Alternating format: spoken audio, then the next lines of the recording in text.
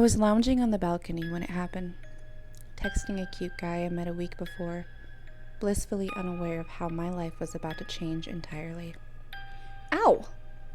I don't know what it was that stung me, but I'd guess it was a wasp by the intensity of the pain. It might have been something else, because the pain was much worse than any other wasp sting I'd experienced. The mark on my forearm became swollen and red almost immediately. I ran inside my apartment to grab some peroxide and a cold rag. I almost shed a tear. I swear the pain became worse with every passing second of the next 3 hours. I canceled my plans with friends and huddled under my bed covers, feeling sorry for myself in silence for the rest of the day and night, until the pain subsided and I was able to fall asleep. All the while it became bigger and bigger. More of my arms started swelling as that 3 hours passed. But once the pain stopped, so did the swelling. By the next day, the puncture wound was oozing with pus. I couldn't help but squeeze it. The pain was almost as excruciating as the sting itself, but I found it satisfying as the pus oozed out. I thought about going to the ER, but I had already paid for my chair at the salon, and I needed the money. My shift was in an hour. If I felt like I needed to go after, I would have. I bandaged up my arm when it seemed like I got most, if not all, of the poisonous pus out. I made sure to wrap a few extra layers just in case. I didn't want my clients to get a look at the blood or pus if it leaked through. As I was getting ready for work, I noticed I had a few pimples on my face. Of all places, ugly ones. I wasn't prone to them, nor picking and popping them, but I couldn't help myself. These ones were horrific. I spent so much time obsessing on my blemishes that I was close to being late and I hadn't even gotten dressed yet. I had 2 bloody gashes on my face now, and I was wearing a nightshirt. I tried to quickly cover the wounds with toothpaste and makeup. You could definitely see them through the makeup, but I prayed no one would stare long enough to notice. I got dressed next, and by the time I made it to work, I was about 10 minutes late. I apologized to my client, and she reluctantly walked toward the chair.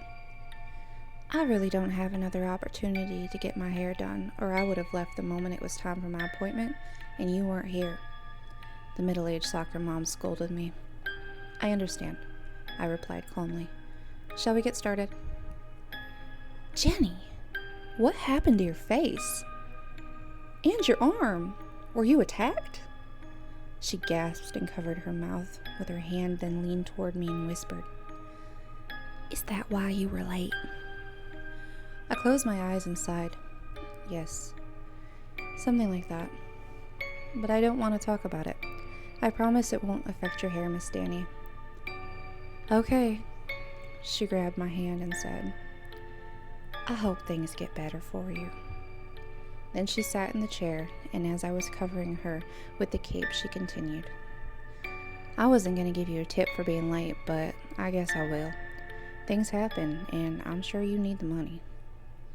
I clenched my teeth as I raised the chair. Danny continued yapping about her kids and husband and social circle while I worked on her hair. I nodded along and pretended to be interested when I came back into reality. But for the most part, I was zoned out. I was normally really good about listening and chatting with my clients. That day I was off, mentally and physically. I guess I looked normal enough to her at the time because she didn't seem to notice.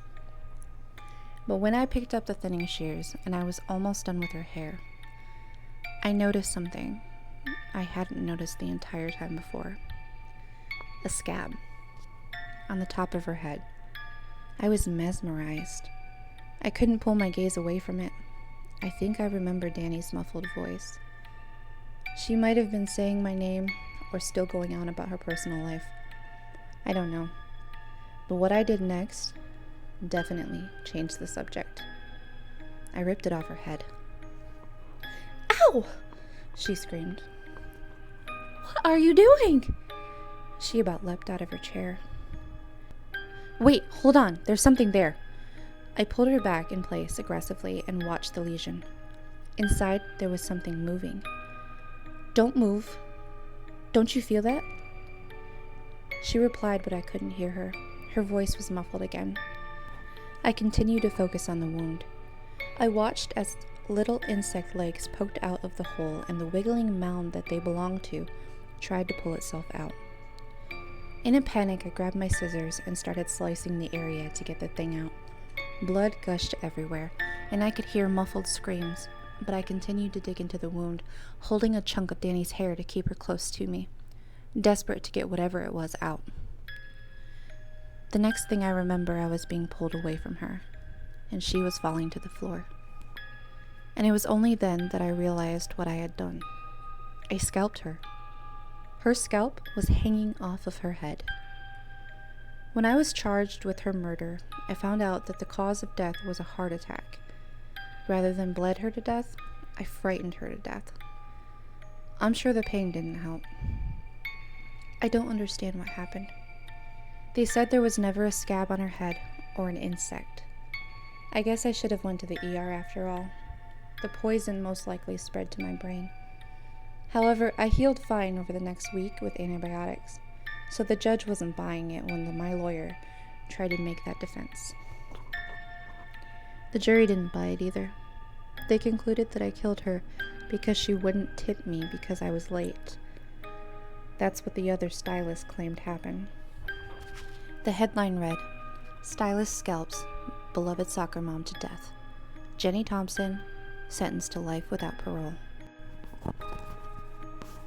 Anyway, I've been in here for 2 years. What are you in here for?